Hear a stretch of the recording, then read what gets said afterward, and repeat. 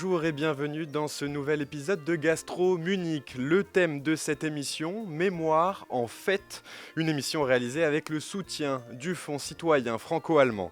Aujourd'hui, on va remonter le fil du temps pour parler de ce qui rassemble depuis toujours les fêtes traditionnelles, celles qui marquent une génération, un village, un pays, mais aussi celles qui évoluent avec les époques. Du côté d'Aschaffenburg en Allemagne, Kerstin Günther, Sophia Freisen et Julia Tekaus de Radio Klangbrett sont allés interroger les habitants, leurs plus beaux souvenirs, les plats, les musiques ou les coutumes qui ont bercé leur enfance. Et à Saint-Germain-en-Laye, ville jumelée avec Aschaffenburg, nous avons fait la même chose. Des Français nous racontent les fêtes qui ont compté pour eux, de la fête de la musique au bal populaire, des marchés de Noël au repas de famille. Et puis en fin d'émission, nous retrouverons Sabine Verheyen, vice-présidente du Parlement européen.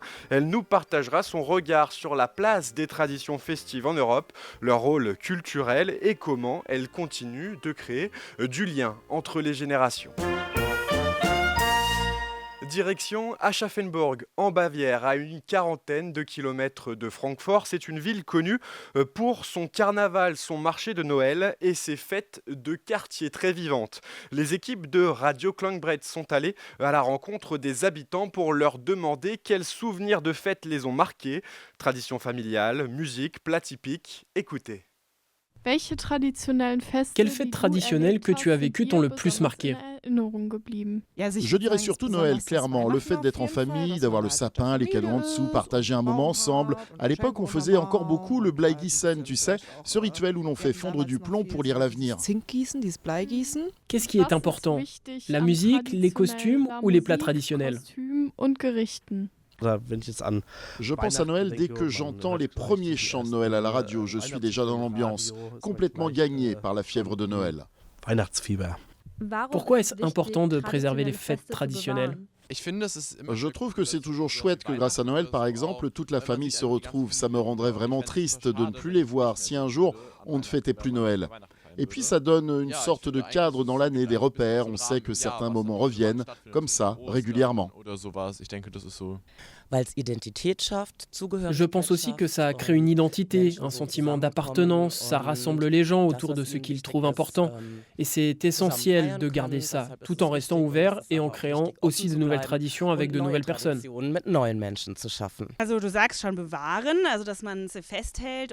Préserver, c'est le mot. Je crois que ça a beaucoup à voir avec l'histoire et la mémoire. Ta première question a tout de suite réveillé des souvenirs d'enfance et aussi la manière dont on grandit avec ces fêtes. Et puis, c'est particulier parce que même si chaque pays a ses propres traditions, on célèbre tous ce jour-là, ce fameux jour X en même temps. Noël, le carnaval, Pâques, la Pentecôte. Ce sont souvent des retrouvailles avec des amis, de la famille. On sait que c'est un moment, un endroit, une fête où l'on va forcément revoir les gens. Retour en France, maintenant cette fois à Saint-Germain-en-Laye, dans les Yvelines, au cours d'un atelier organisé à la Maison de l'Europe des Yvelines à Saint-Germain-en-Laye. Les participants ont partagé leur propre mémoire de fête. Bal du 14 juillet, fête de village, repas de famille, festival d'été et souvenirs de voyage outre-Rhin. Écoutez ce qu'ils nous ont confié. Noël, quand j'étais tout petit, que je croyais encore au Père Noël, Noël était plein de magie à ce moment-là. C'est d'ailleurs l'un de mes instituteurs qui a un peu sottement d'ailleurs défloré le sujet. Il a posé la question « Qui croit encore au Père Noël dans la classe ?» Alors, je n'ai pas levé la main parce que je me suis douté que le Père Noël n'existait pas. Il posé la question. Ma mère était furieuse quand je lui ai raconté le problème. Donc ça, c'était Noël quand j'étais petit.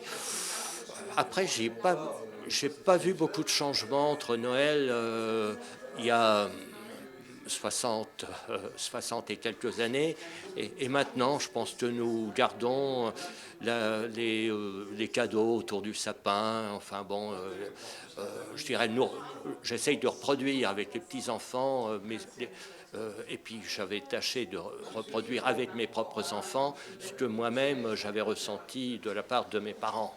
Voilà, j'essaye de faire revivre un bon moment à la jeune génération. J'ai eu la chance d'avoir en mémoire des fêtes familiales, surtout autour des anniversaires, mais également qui m'ont permis de m'imprégner d'une atmosphère plutôt campagnarde. Des méchouis à l'occasion de fêtes autour de la chasse aussi, parce que dans la famille il y avait des chasseurs. Donc je pense que c'est assez porteur aussi de tradition, ce genre de rassemblement. Et puis aujourd'hui, à mon humble niveau, j'essaye de faire perdurer ces fêtes familiales autour des anniversaires et des célébrations. Je crois que c'est ce qui réunit les familles et qu'on en a bien besoin. Je pense que la fête la plus marquante, la plus importante, c'était les fêtes familiales, bien sûr, dans le cadre des fêtes de Noël essentiellement. Pâques aussi. C'est vrai que c'est très attaché aux événements religieux de l'époque, bien sûr. Aujourd'hui, c'est un peu moins flagrant, mais c'est toujours aussi vivace quand même. Moi, étant grand-père, ayant des petits-enfants, on essaye effectivement de rassembler au cours de ces événements, de ces fêtes, un peu la famille, quoi, voilà. C'est un moment de rencontre pour essayer de réunir un petit peu tout le monde. Bon, c'est surtout les fêtes de Noël ou de Pâques, je dirais, en famille. Bon, Noël, c'est un moment pour nous retrouver tous. Bon, là, depuis que j'ai des petits-enfants, Noël est une occasion d'avoir toute la famille autour de soi. Enfin, au moins une année sur deux, parce qu'après, il faut également compter sur les belles familles, bien sûr. Autrement, je ne suis pas tellement un adepte des marchés de Noël. Je les ai assez peu fréquentés, sauf 2-3 fois quand j'étais à l'occasion de voyage. Une fois, c'était à Vienne. J'avais bien aimé les marchés de Noël et l'ambiance qu'il y avait, le vin chaud, les boutiques, des concerts. Et les plats typiques, aujourd'hui, c'est un peu compliqué parce que chacun, effectivement, maintenant avec la nouvelle génération, c'est un petit peu compliqué. J'ai entendu dire qu'il y avait effectivement des repas de Noël qui, des fois, qui pouvaient tourner un peu, pas la catastrophe, mais un peu difficile parce qu'on a des habitudes alimentaires qui sont un peu en contradiction avec, effectivement, ce qu'on est censé déguster au moment des fêtes de Noël, quoi, voilà. Mais oui, non, les plats traditionnels, on les a connus je les ai connus dans ma jeunesse. Oui, c'était effectivement la dinde de Noël, ça c'était quelque chose d'incontournable quasiment. Mais maintenant, c'est plus vraiment le cas. Les habitudes alimentaires ont tellement changé que c'est toujours un petit peu compliqué aujourd'hui. Alors, le traditionnel foie gras pour les belles fêtes, et puis une belle volaille, et le fromage est toujours invité, et puis plutôt buffet de dessert, parce que tant qu'à faire, autant se faire plaisir. Les fêtes traditionnelles ne sont pas seulement des moments de partage, elles racontent une histoire, une identité, un territoire. Avant de refermer cette émission, on écoute Sabine Verheyen, eurodéputée allemande et vice-présidente du Parlement européen.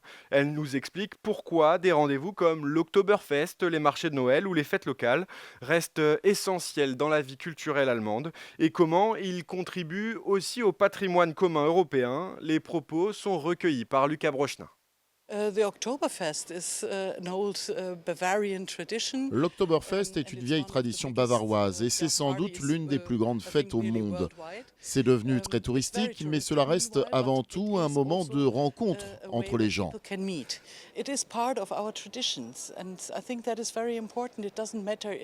C'est donc une part de nos traditions et c'est important. La culture ne se limite pas au théâtre ou aux concerts classiques, elle est beaucoup plus large.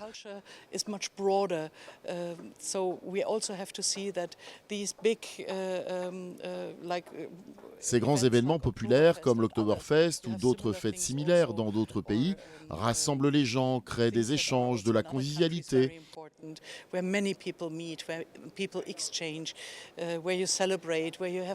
Et c'est aussi une forme de culture, une culture essentielle pour renforcer le sentiment de communauté en Europe.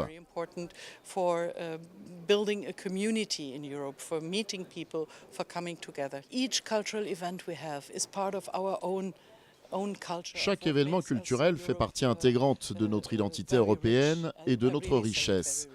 Nos différentes traditions, nos fêtes, nos célébrations traduisent à la fois notre diversité et nos liens communs, souvent au-delà des frontières. Shows where we are connected with each other because many things are similar, also cross-border.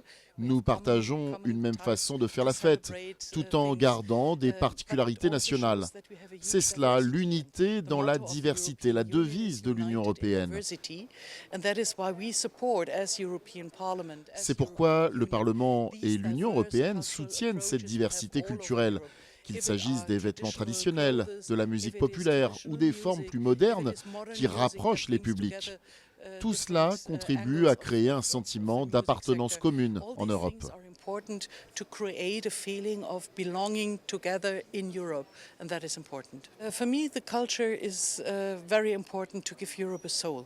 Pour moi, la culture, c'est ce qui donne une âme à l'Europe. On cite souvent Robert Schuman. Il aurait dit que s'il devait recommencer la construction européenne, il commencerait par la culture. Et je partage totalement cette idée. Ce sont les échanges culturels qui ont permis l'amitié franco-allemande, grâce au jumelage, aux échanges associatifs, aux festivals.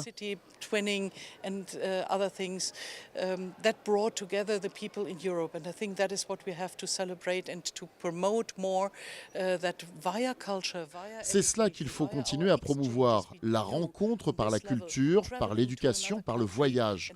Participer à un festival dans un autre pays, c'est déjà créer du lien.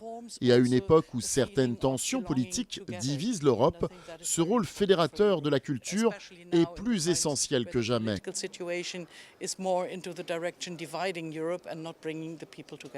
Gastro Munich, c'est terminé. Merci à HF Prévention, Radio Sensation, Radio Klongbret, à la Maison de l'Europe des Yvelines et au Centre Europe Direct de Saint-Germain-en-Laye. Vous pouvez retrouver cette émission sur nos réseaux sociaux. À bientôt.